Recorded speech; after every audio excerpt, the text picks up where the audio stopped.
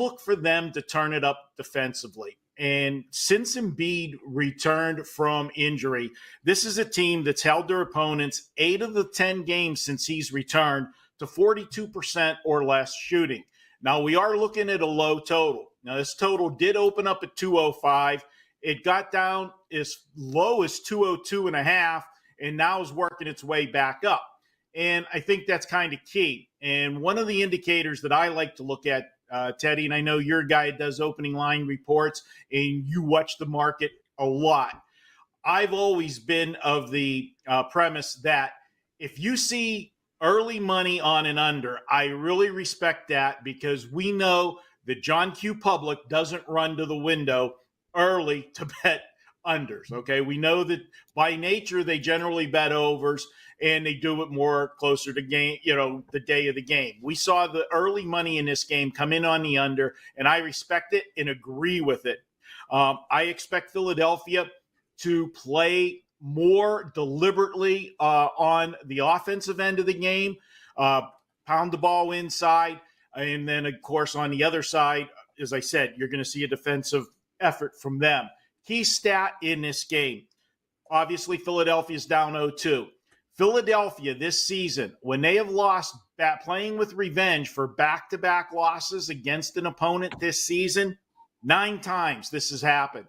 They have gone under the total in all 9 of those games. I'm going to go ahead and take the under tonight for the Knicks and the 76ers for our free play today.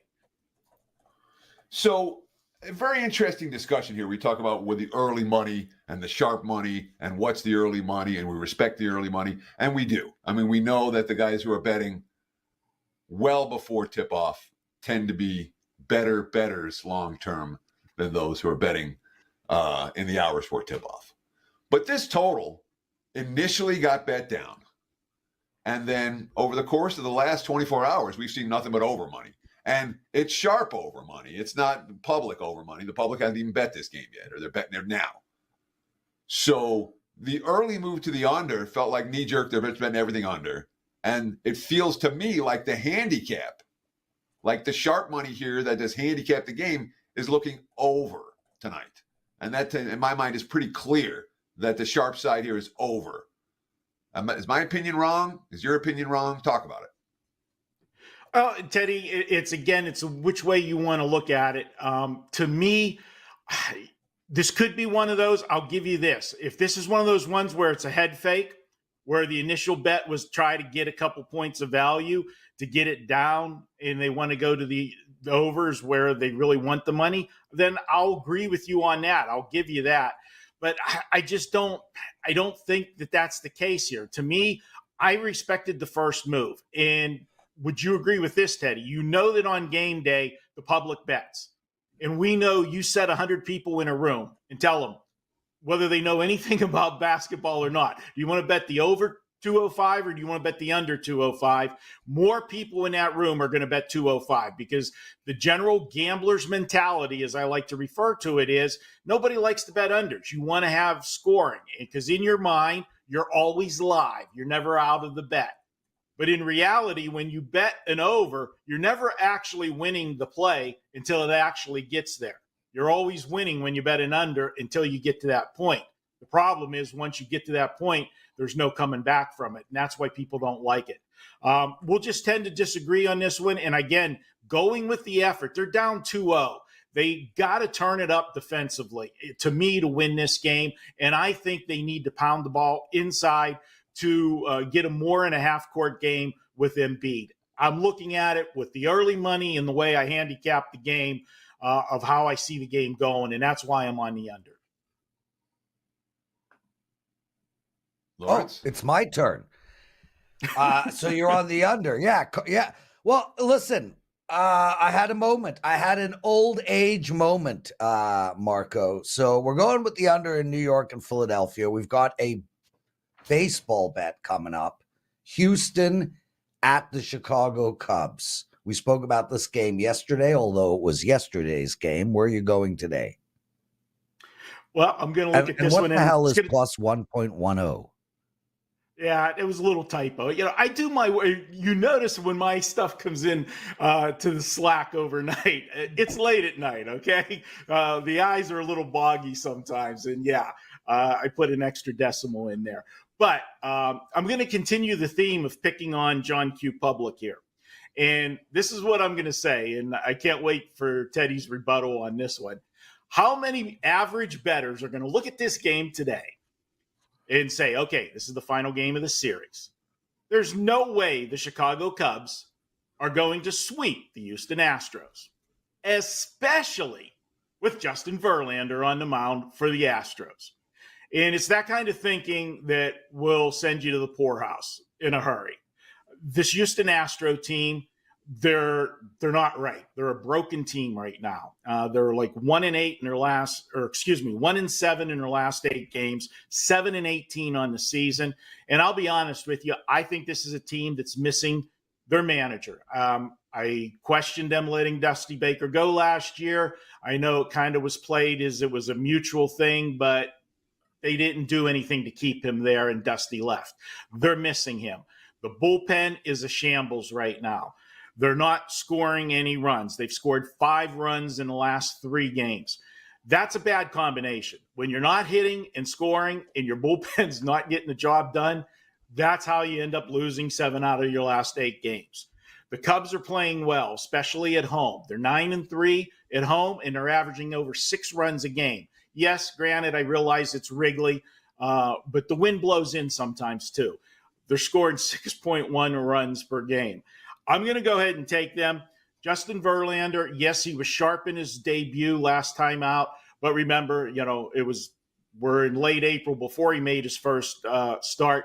He's not going to go the distance. You're going to see the bullpen in there sometimes. And the Cubs starter, this will be the first time they faced him. I say it all the time, and he's pitched well. He's had 4 starts, Assad, and he's given up 2 runs or less in all 4 of his starts. First time for the Astros to face him. The pitcher has the advantage over the hitters, first time around the league. I'm getting the better ball club, getting plus money. And honestly, I think the Astros are favorite on name alone, the Houston Astros and Justin Verlander. I don't think they should be favored in this game. And by the way, Houston's been a road favorite 9 times this season. They're 1-8 so far in that role. Until they show me something different, I'll go ahead and take the hot club with sharp pitcher, better bullpen, and hitting the baseball. Give me the Cubs as a home underdog today on Getaway Day. So I don't mean to call out Adam Trigger, and I'm not. I apologize, Adam, but in advance. But Adam was on here yesterday making a case for the Astros, and I'm like, what are you thinking? You have to see something from Houston before you bet Houston right now. So conceptually, I'm with you. However, you talk about the Astros being 1-8. Well, I bet against them when Justin Verlander was on the hill last time out, and that was the one. Okay. And it felt like Houston came with extra effort. Really, the effort was there with their stud hurler back on the hill. And Verlander even said after the game, his quote was, "I was pleasantly surprised with how well I pitched." So it's not like someone I trust him fully, but Houston, if they're going to win a game, it's going to be with Verlander. Like, isn't this the game where they go all in? It kind of feels that way for me, and that's why they're chalk. I hear what you're saying, Teddy, but let's go back to Verlander, that one game that you talked about. Remember when I was on the show a week or so ago, and I took a game where a player was making his first start, Talon for the Cubs, and I said, yes, when a guy is making his first start off of an injury, you're going to get a big effort, and you're going to get it from the team as well because they want to perform for him. Because you cross-examined me because I went against one of my other angles. The Cubs were coming home, and I said, this is one of those situations that I go against it. So, yeah, they got the job done. But you know what? I don't think you see the same effort in the second start. And I'm going to stay with the hot club, and I think you're conceptually agreeing with me. I think you should stay with your initial banner there, and let's go against the Astros. I'll tell you that. it's Cubs or pass. But it's not a game that made my card for today. Excellent analysis. Yeah, what do you have to promote? Ted, well, no, wait. I'm back. I'm on this show here, guys. Firstly, I want to point out that, shut up. Firstly, I want to point out that Adam Trigger won his client baseball play yesterday. He had St. Louis 4%. That's what counts. And secondly, I'm going to ask both of you old decrepit men a question. When will Houston become a bet on team? I mean, it's still, they're still loaded. They are all out of sorts, but don't we have an opportunity here moving forward, Marco? Never bet to stop a streak. Okay. That's 101 in handicapping. Okay. You can, guys that say, okay, a team is due and they're going to bet against the team trying to stop a streak. You know what? Guess how many times you win? Once. Okay. If you bet to continue the direction that the streak is going, yeah, eventually you are going to lose one bet, but you can win more bets, 3, 4, 5, 6, however long a streak goes. And I'm not going to try to guess when the Astros turn it around. But yes, Prez, when you do see them win a couple games in a row and you see them hitting the baseball while they're doing that, yeah, you can get some value before the market catches up to them. That's the way I look at streaks. Theodore? So Houston currently ranks number 29 in MLB in profitability. They are minus 12.2 units through their first 25 games. The only team worse is the Chicago White Sox. Here's my prediction. Right now, they're minus 12.2 units. I say at the end of the season, they are minus more than 12.2 units. I am not looking at Houston as a team that I expect to be profitable at any point this season. They may have a run, but when you've been as good as the Astros have been, for as long as the Astros have been that good, and then you're not that good the next year, that's not a team I'm saying, oh, the switch is going to flip on. I'm not. Houston's problems to me are bigger than maybe the markets might be thinking that they are. Right.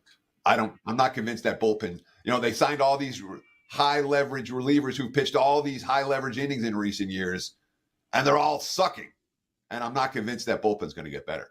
The lineup's sucking, and I'm not convinced the lineup's going to be a lot better. Anyhow, Astros are not a team I'm looking to back anytime soon. If we see a hot streak from Houston, maybe we jump on board. Marco D'Angelo, number one most profitable NBA expert in the last 4 years. Outstanding, dude. And also short-term wise, 15-4 your last 19, 31-12 run. What do you got going for the clients tonight?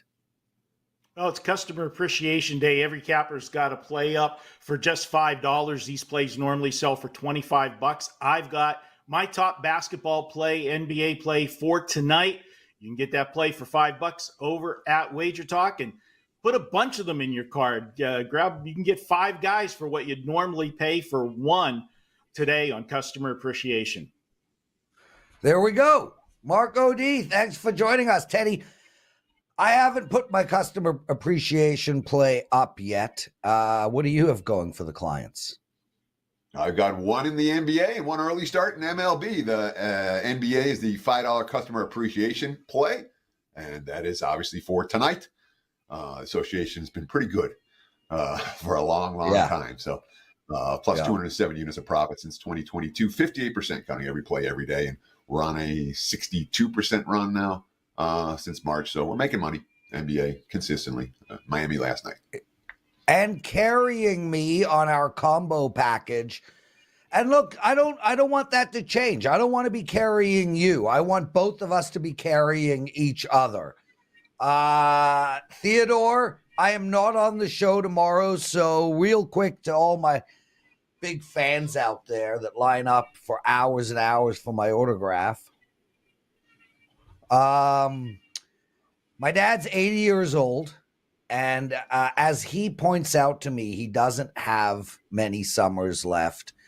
He wants to go golfing with me, and he can't golf late in the afternoon. So I have committed once every 2 weeks to take some time off of the show so that I can go golfing with my father.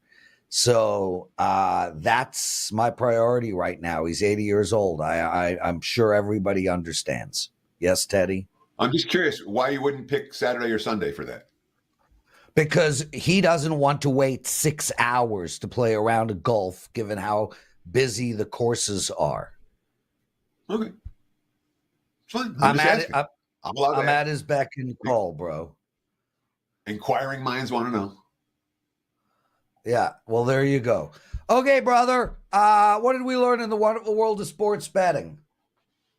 Well, we learned that the NBA overs went 2-0 last night. The trend value was there, and now it's gone. I want to talk about a bet that is literally the books giving away money. Nobody I know is going to bet it. I shouldn't say that. Casual bettors don't bet this. Let me start. The most wise guy money I ever saw bet was on McGregor-Mayfield, that fight. You know, they waited for Mayfield for McGregor to get bet. And Mayfield was down to minus 450, minus 500, even down to minus $4 in some spots. And then it was an all-you-can-eat buffet with a big favorite. I knew guys that essentially went all in on that bet for Mayfield to beat McGregor. Don't see it very often, but I saw guys going all in yesterday. Every dollar that they had in every account that they had got wagered on this one particular bet.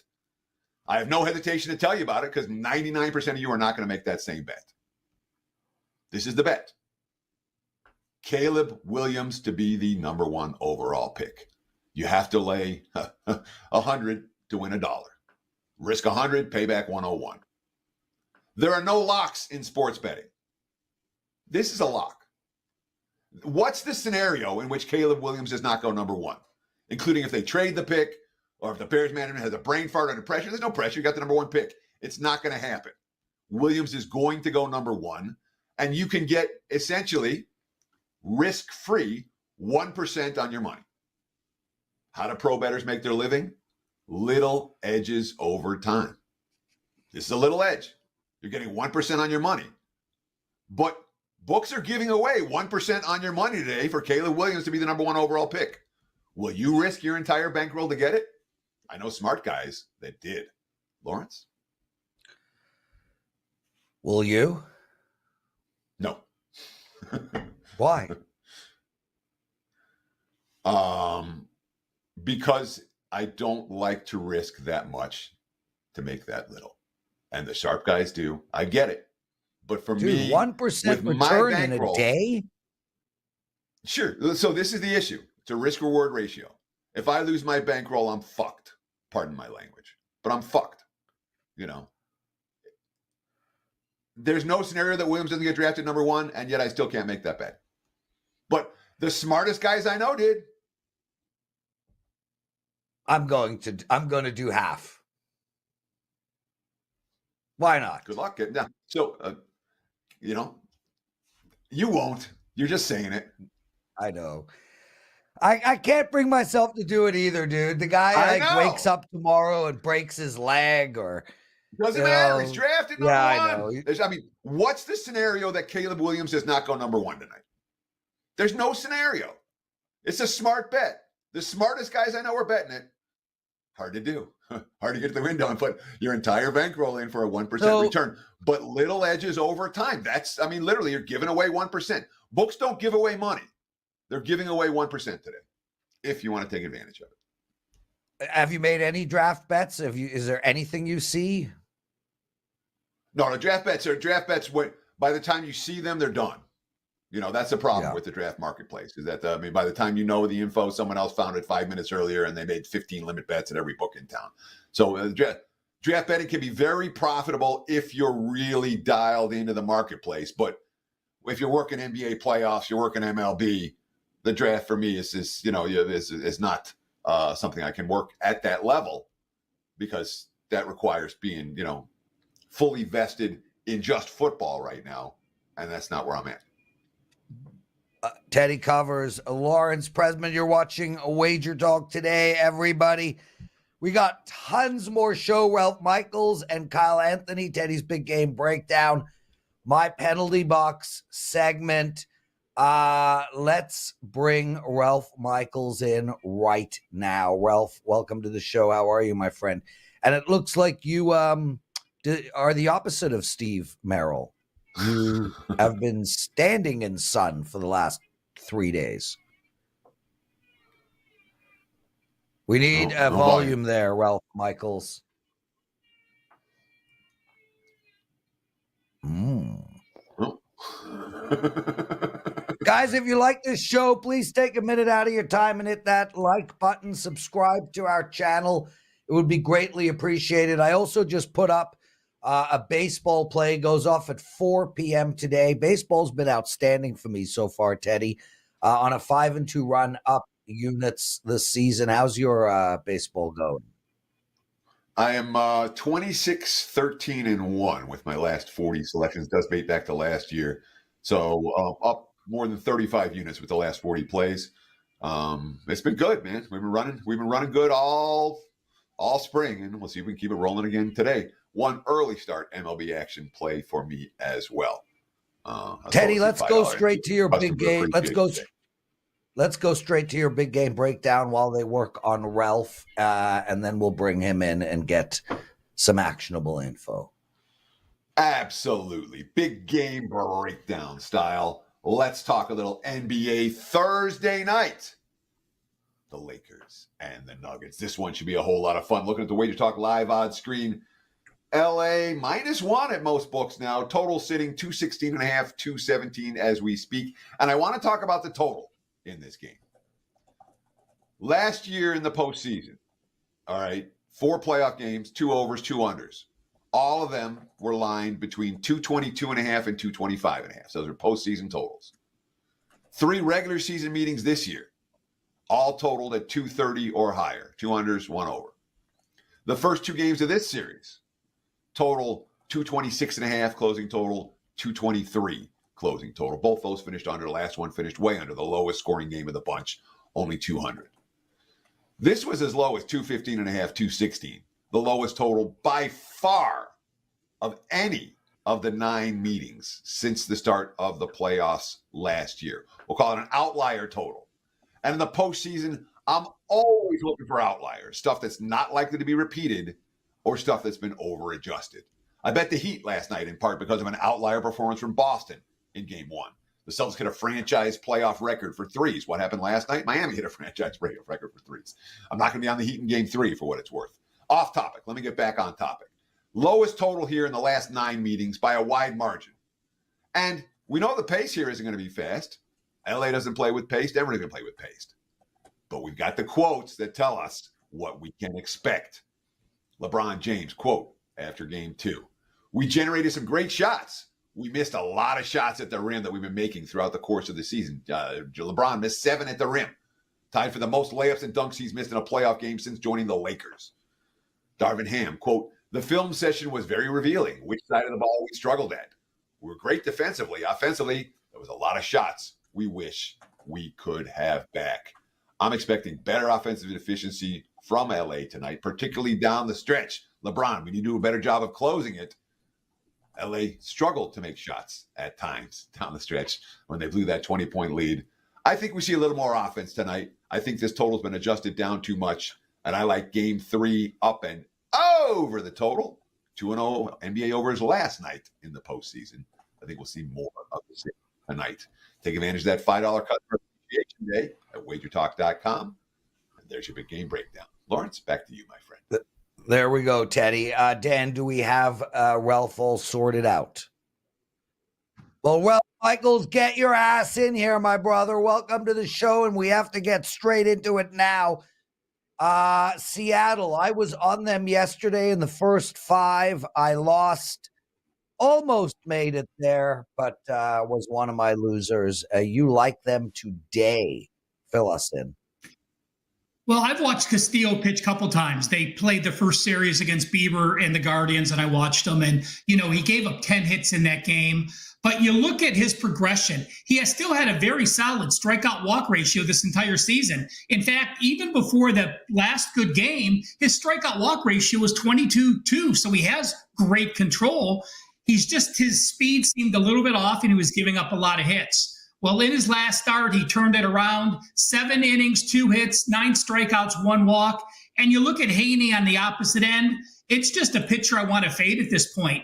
Haney has a 6.35 ERA, a 1.41 whip. He's averaging 4 1/3 innings per start, and he has an 8.9 strikeout walk ratio the last 3 starts. And in those 3 starts, he's only pitched 12 innings. He's given up 3 home runs. The Rangers at home, their last 7 games, they had 1 good hit game. They had 12 hits against Oakland, but even including that 12-hit game against Oakland, they're averaging only 5.86 hits per game since April the 10th.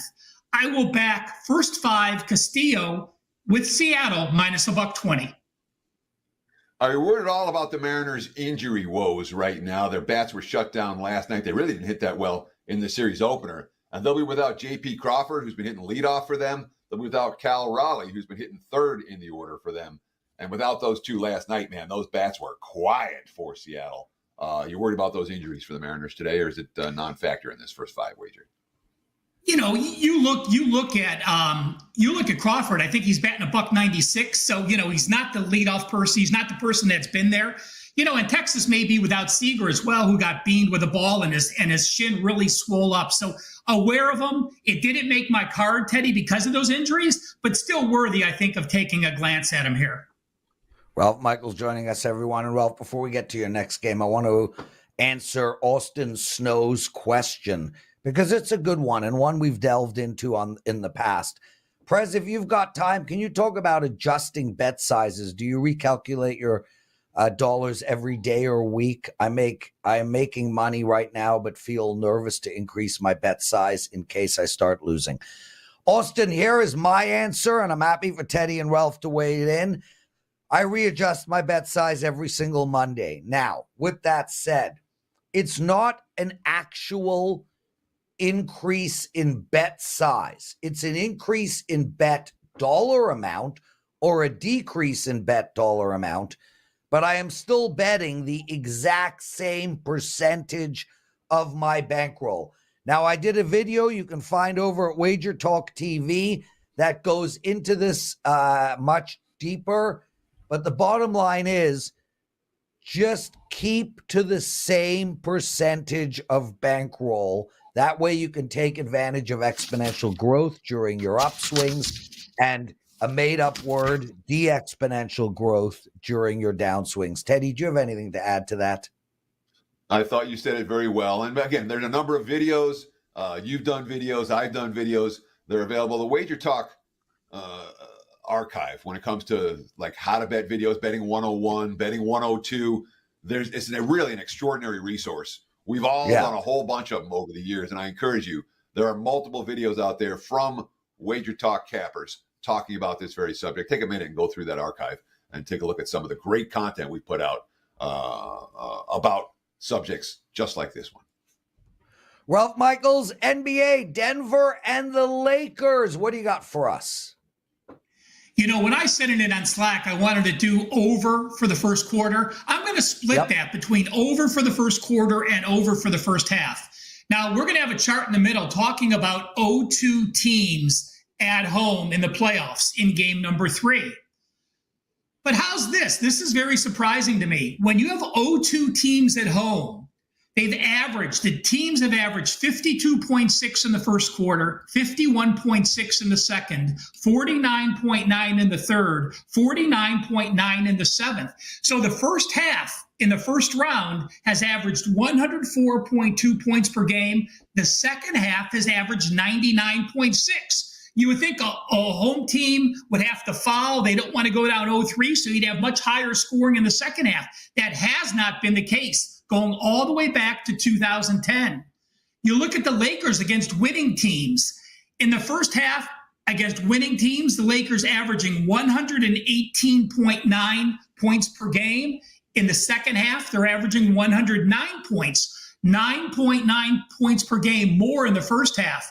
Denver on the road, averaging 115.5 points per game in the first half and only 108.1 points in the second half.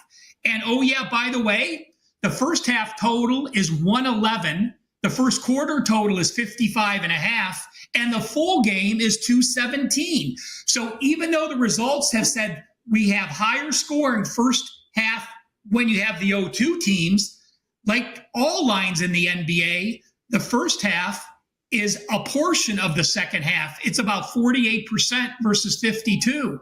And oh yeah, Denver, in the first game of the series, the total was 227. Second game of the series, 224. We are now 10 points less than the opening game of the series. And Denver has shot only 43 and 46% those first two games. I expect them to shoot significantly better today. So a lot of hidden value in the Lakers-Denver game over first quarter and over first half. So our old friend Jay Money is called us a trifecta spot. I just came on with a big game breakdown talking about LA Denver over full game. Ralph likes it first quarter and first half. Let's talk chart. Let's talk chart, Ralph, because you've got a great one here talking about chart it up. Round one of the NBA postseason. What happens to the 0-2 home teams returning? The 0-2 teams returning to their home floor.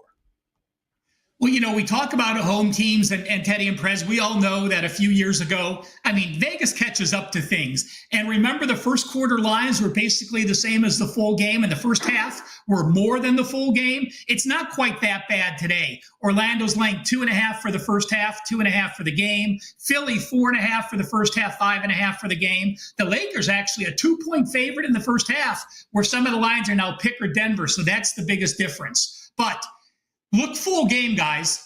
These are 0-2 home teams in the playoffs since 2010. I did exclude the bubble year because you didn't have the home court edge. 0-2 teams are 41.2% since 2010. Home favorites, 47.6%. Home dogs, 36.7%. So do not base a bet saying you want these 0-2 home teams because they're desperate. Folks, they're 0-2 teams for a reason. But take a look on the right-hand side. I did the first quarter, first half, and full game scoring and the difference. So when we look at the top in the blue, you see that the 0-2 home team has outscored their opponents by 1 point per game in the first quarter, 1.8 in the first half. But full game, they've been getting outscored by 2 points per game. So you also have the breakdown for the first quarter and first half. So while the first quarter and first half bets have not been as profitable as a stretch where they were 3 or 4 years ago, it still breaks down and shows you there is value playing the shorter period of time for that 0-2 home team. And interesting on the bottom, Teddy, this one shocked me. This does not apply because everyone has at least 2 days rest. Take a look at those 0-2 home teams on the very bottom. When they only have 1 day of rest, they're actually 0-9 ATS. With 2 days rest, they're 50-50 at 21-21 against the spread.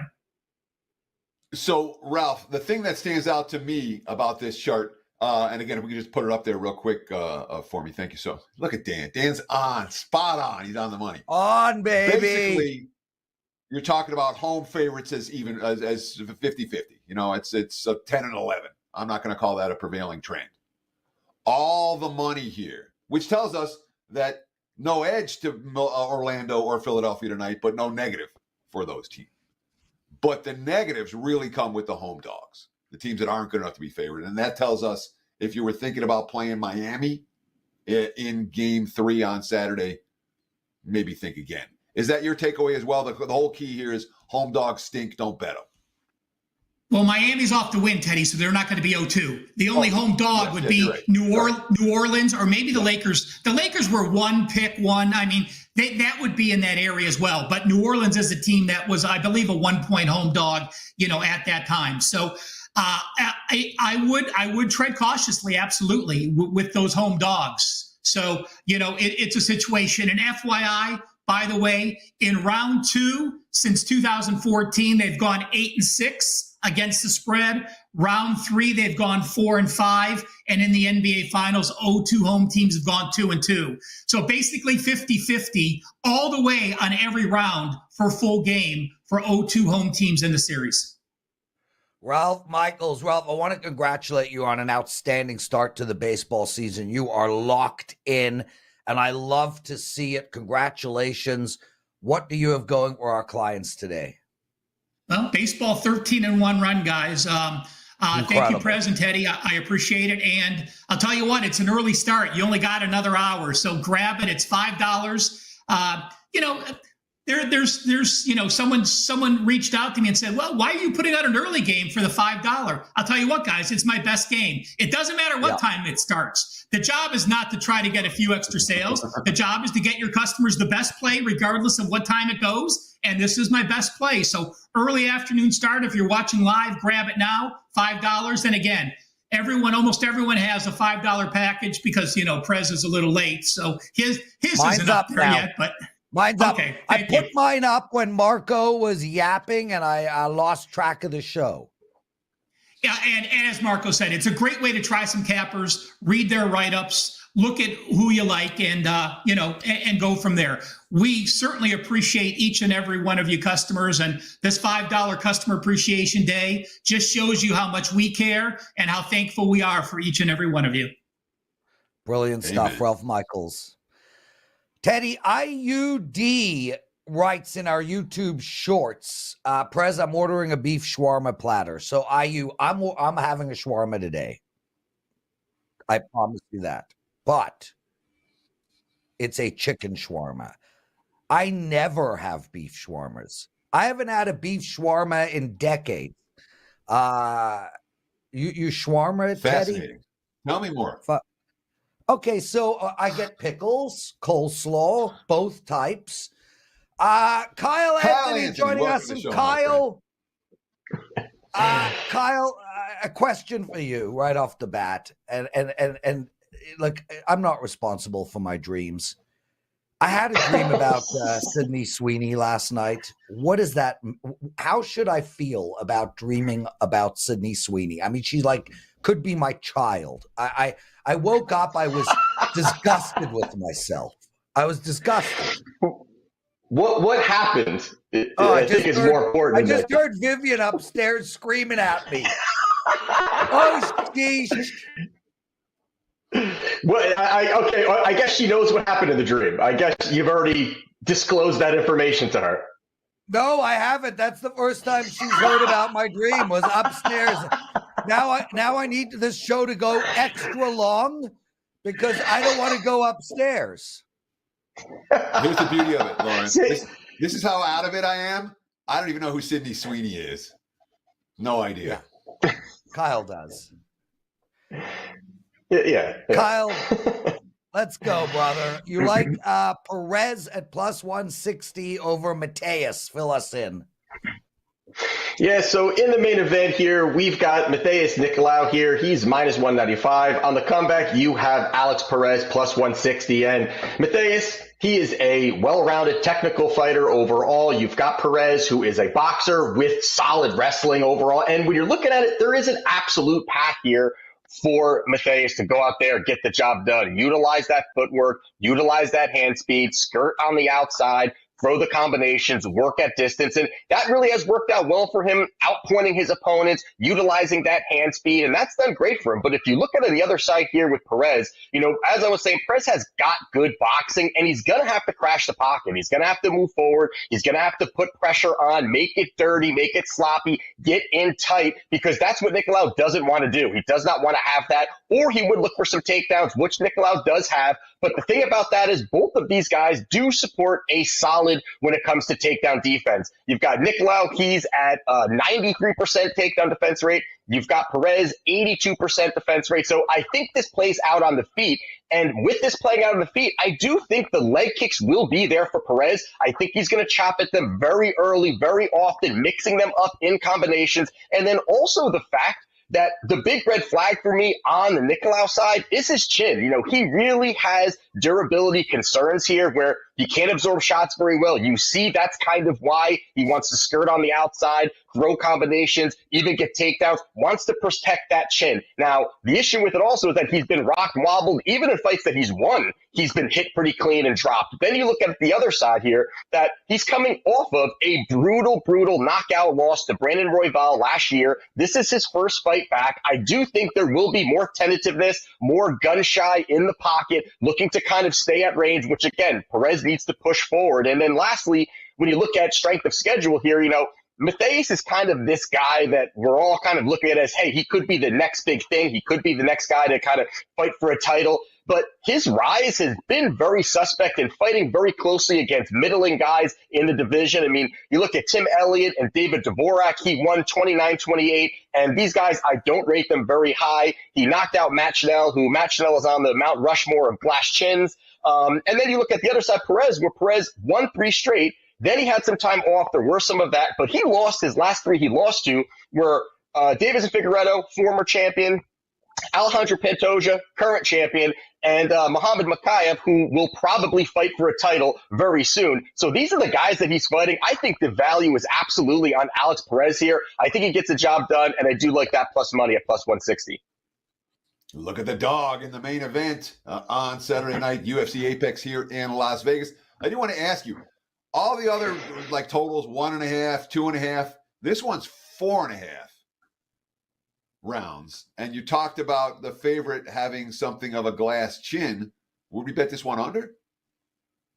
Well, I kind of like that, but if it's kind of playing into the way that Matthias would win, would be pitter-pattering on the outside, protecting his chin, getting some legs into this fight, going into the 4th and 5th round. That's his win condition. I don't think he goes out there and finishes Perez, where I kind of do like, if it was to be Prez, I wouldn't mind the under here because I think that he can get the job done, and I think the glass chin could be there. But I think that's why that number is so high, is because that's going to be the win condition for Matthias. Kyle, crisis averted. Vivian just texted me saying that she will be my Sydney Sweeney tonight. There you go. See, this is good. This is good. We're role playing. This is good. Oh, yeah. This is good. We're role playing, baby. Anything but you. How great is my woman? How great is my woman? Oh, louder. She is the best. Jonathan Pierce, David Onama. Where are we going here? All right, so in this fight here, we've got Jonathan Pierce. He's minus 175. On the comeback, you've got David Onama plus 136. Now, Pierce, he is a relentless wrestler with high pace. On the other side, you've got David Onama, explosive striker with big KO power. Now, there is no doubt that Onama is a big-time finisher with big-time power, big-time finishing equity. Out of his 11 victories, 100% finish rate, 7 by knockout, 4 by submission. So this guy's going to go out there. He's going to push the pace. He's going to get in your face. He's probably going to be the more athletic guy as well as the more explosive guy in this particular fight here. And what he's going to need to do is sprawl and brawl. He's going to need to defend the takedowns, work at range, utilize some of his big power in his hands, and that could be his opportunity to get a victory. The issue here is his clear vulnerability with defense on takedowns. He just really struggles defending takedowns, and that really lines up perfectly with what Pierce likes to do. Pierce is a pressure wrestler. He's going to push forward. This is going to be the apex cage, 30% less cage for Pierce to cut the distance, cage push, look to push him up against the fence. You also look at the fact that Pierce, he will absolutely go that path. He averages slightly over 5 takedowns per 15 minutes, very, very high. And that really tells me that he has the gas to really fuel repetitive takedowns throughout 15 minutes, keep pushing that pace, keep going forwards. And that really is a big spot for him. And if you look at Onama and some of his recent fights where he has displayed this weakness, and, even though he just knocked out Gabriel Santos still was 2 for 4 on takedowns.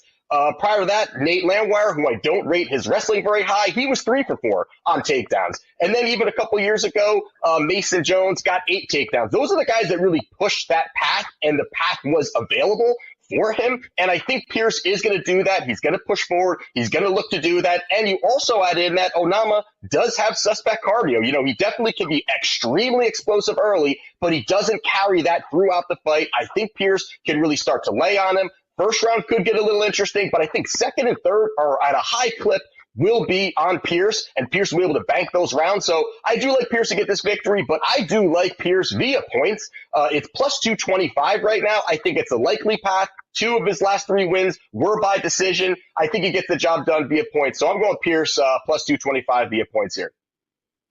So it looks like the money is showing for the dog, Kyle. Is there urgency here? Is this one you want to bet sooner rather than later? Or is this one you would wait closer to the fight before?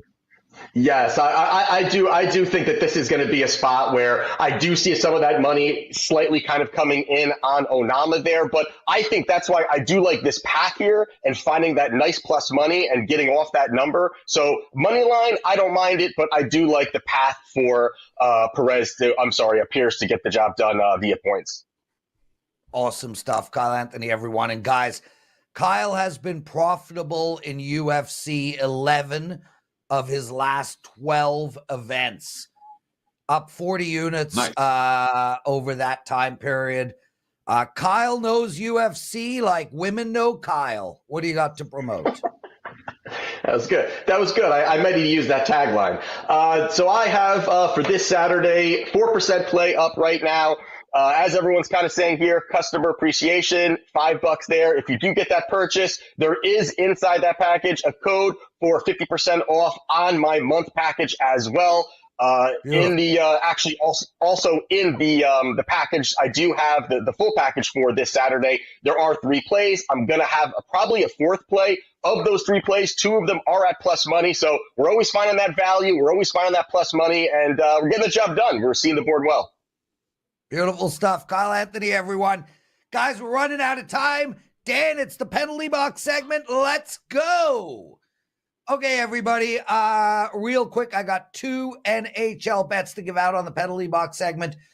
But before we get into that, I have my first 5% NHL play for the playoffs. It's up. It is for tomorrow. Make sure to bet this play. It is a money line bet. I am 75% in 2 years on these plays. Okay, 2 games tonight. I'm going to make this super easy. Both Tampa Bay and the New York Islanders are 0-2. Both of them are coming home. Both of them are in must-win mode. Both of them are going to lose the series, but both of them are likely going to win tonight. One thing about NHL, it is that third game when down 0-2 coming home where a team who loses 4-1 or 4-2 finally gets a W. Tampa Bay is minus 115. Very important line change situation. Tampa Bay will have last line change tonight. That is huge. That will finally free up their first line from Kachuk. That should open up the ice a bit for them, and they should get us a W. As for the Islanders, look, they fell apart last game against Carolina, up 3-0, up 3-2 with 2 minutes to go, and lost 5-3. I think they bounce back tonight. They get a W, and it is plus 140. That's it for the penalty box segment. There will be one tomorrow, although I won't be on the show. I'm going to tape it in about 5 minutes. So Teddy will be forced to listen to me tomorrow at the end of Wager Talk Today. Teddy, take us home. Time permitting. Time permitting, of course, Lawrence. That's going to wrap it. Yeah.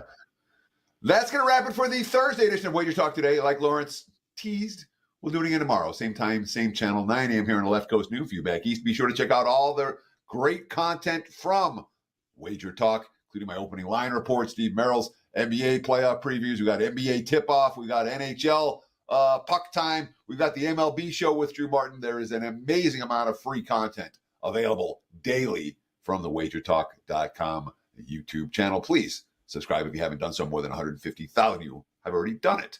Join them if you haven't. Enjoy the games. Best of luck with your wagers. We'll be back again tomorrow.